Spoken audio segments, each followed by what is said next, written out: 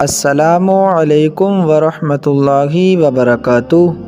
امید کرتا ہوں تمام احباب خیر و عافیت سے ہوں گے۔ پیارے دوستو، آج کی اس ویڈیو میں ہم سورہ محمد کی فضیلت کے بارے میں جانیں گے کہ اس کے پڑھنے کے کیا کیا فائدے ہیں۔ اگر آپ لوگوں نے اس وظیفے کو صحیح طریقے سے کر لیا تو آپ کو فائدہ ضرور حاصل ہوگا، کیونکہ قرآن پاک ایسی بابرکت کتاب ہے جس میں اللہ رب العزت نے تمام مشکلات کا حل رکھا ہے۔ قرآن پاک کی ہر آیت، ہر سورت، ہر لفظ بابرکت ہے۔ دوستو، سورہ محمد ویسے تو بہت ہی پاورفل سورہ ہے، کیونکہ اس سورت کا نام ہمارے آقا حضرت محمد مصطفیٰ صلی اللہ تعالیٰ علیہ وسلم کے نام پاک سے منسوب ہے، اسی لیے یہ سورت بہت ہی بابرکت ہے۔ اگر کوئی شخص چاہتا ہے کہ اس کی تمام مشکلیں حل ہو جائیں، اس کی تمام پریشانیاں دور ہو جائیں، تو وہ شخص سورہ محمد کو روزانہ پڑھ لیا کرے۔ اگر پڑھنا نہیں آتا ہے تو سن لیا کرے۔ اگر کسی شخص کے اوپر کوئی ایسی مشکل پیش آ جائے جس کا کوئی حل نظر نہیں آتا ہو تو اس شخص کو چاہیے کہ 41 روز تک سورہ محمد کے اس عمل کو کر لے، یعنی 41 روز تک سورہ محمد کی تلاوت کر لیا کرے یا سن لیا کرے۔ اللہ پاک اس بابرکت سورت کی برکت سے اس کی تمام مشکلوں کو آسان فرما دے گا۔ نہیں تو میں ایک ناقص بات یہ کہتا ہوں کہ آپ روزانہ اپنے گھر میں یا اپنی دکان میں یا جہاں بھی آپ کا کوئی کاروبار ہو، وہاں سورہ محمد کو روزانہ تلاوت کر لیا کرو یا سن لیا کرو۔ اللہ پاک اس مقدس سورت کی برکت سے آپ کی تمام پریشانیوں کو دور فرما دے گا۔ آئیے دوستو، اسی بابرکت سورت کو سن لیتے ہیں۔ اعوذ باللہ من الشیطان الرجیم، بسم اللہ الرحمن الرحیم۔ الذین کفروا وصدوا عن سبیل اللہ اضل اعمالهم، والذین آمنوا وعملوا الصالحات وآمنوا بما نزل على محمد وهو الحق من ربهم، كفر عنهم سيئاتهم وأصلح بالهم، ذلك بأن الذين كفروا اتبعوا الباطل وأن الذين آمنوا اتبعوا الحق من ربهم، كذلك يضرب الله للناس أمثالهم، فإذا لقيتم الذين كفروا فضرب الرقاب حتى إذا أثخنتموهم فشدوا الوثاق، فإما منا بعد وإما فداء حتى تضع الحرب أوزارها، ذلك ولو يشاء الله لانتصر منهم ولكن ليبلو بعضكم ببعض، والذين قتلوا في سبيل الله فلن يضل أعمالهم، والذين آمنوا وعملوا الصالحات والذين قتلوا في سبيل الله فلن يضل أعمالهم، سيهديهم ويصلح بالهم ويدخلهم الجنة عرفها لهم، يا أيها الذين آمنوا إن تنصروا الله ينصركم ويثبت أقدامكم، والذين كفروا فتعسا لهم وأضل أعمالهم، ذلك بأنهم كرهوا ما أنزل الله فأحبط أعمالهم۔ أفلم يسيروا في الأرض فينظروا كيف كان عاقبة الذين من قبلهم دمر الله عليهم وللكافرين أمثالها ذلك بأن الله مولى الذين آمنوا وأن الكافرين لا مولى لهم إن الله يدخل الذين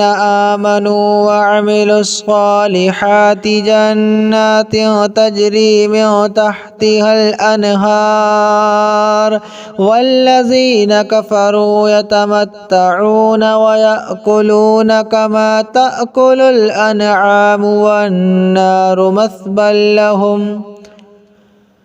وكأي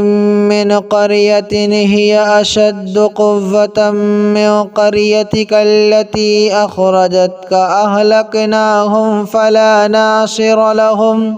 أفمن كان على بينة من ربه كمن زين له سوء عمله واتبعوا أهواءهم مثل الجنة التي وعد المتقون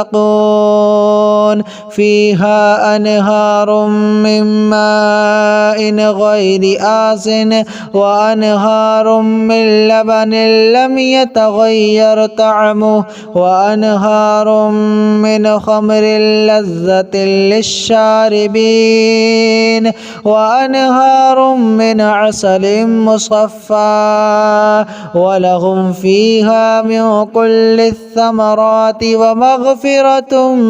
من ربهم كمن هو خالد في النار وسقوا ماء حميما فقطع أمعاءهم ومنهم من يستمع إليك حتى إذا خرجوا من عندك قالوا للذين أوتوا العلم ماذا قال آنفا أولئك الذين طبع الله على قلوبهم واتبعوا أهواءهم والذين اهتدوا زادهم هدى وآتاهم تقواهم فهل ينظرون إلا الساعة أن تأتيهم بغتة فقد جاء أشراطها فأنى لهم إذا جاءتهم ذكراهم فاعلم أنه لا إله إلا الله واستغفر لذنبك وللمؤمنين والمؤمنات والله يعلم متقلبكم ومثواكم ويقول الذين آمنوا لولا نزلت سورة فإذا أنزلت سورة محكمة وذكر فيها القتال رأيت الذين في قلوبهم مرض ينظرون إليك نظر المغشي عليه من الموت فأولى لهم طاعة وقول معروف فإذا عزم الأمر فلو صدقوا الله لكان خيرا لهم فهل عسيتم إن توليتم أن تفسدوا في الأرض وتقطعوا أرحامكم أولئك الذين لعنهم الله فأصمهم وأعمى أبصارهم أفلا يتدبرون القرآن أم على قلوب أقفالها إن الذين ارتدوا على أدبارهم من بعد ما تبين لهم الهدى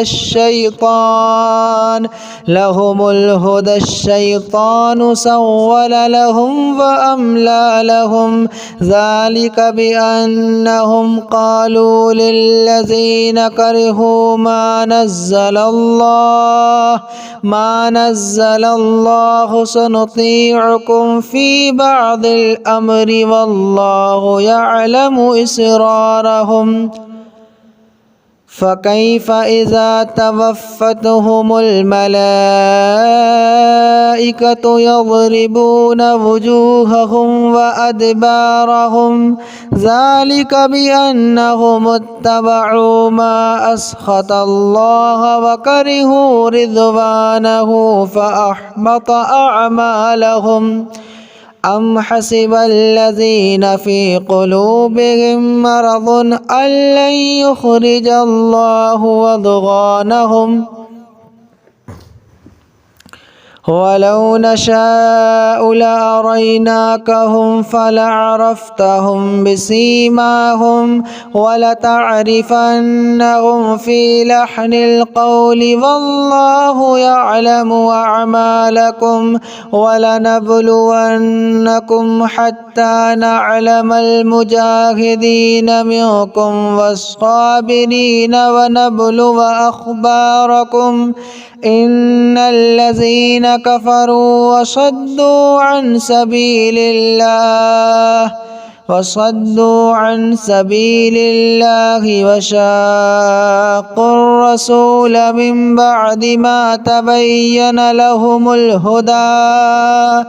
لن يضروا الله شيئا وسيحبط أعمالهم يا أيها الذين آمنوا أطيعوا الله وأطيعوا الرسول ولا تبطلوا أعمالكم إن الذين كفروا وصدوا عن سبيل الله ثم ماتوا وهم كفار فلن يغفر الله لهم فلا تهنوا وتدعوا إلى السلم وأنتم الأعلون والله معكم ولن يترككم أعمالكم إنما الحياة الدنيا لعب ولهو وإن تؤمنوا وتتقوا يؤتكم أجوركم ولا يسألكم أموالكم إن يسألكموها فيحفكم تبخلوا ويخرج أضغانكم ها أنتم هؤلاء تدعون لتنفقوا في سبيل الله فمنكم من يبخل ومن يبخل فإنما يبخل عن نفسه والله الغني وأنتم الفقراء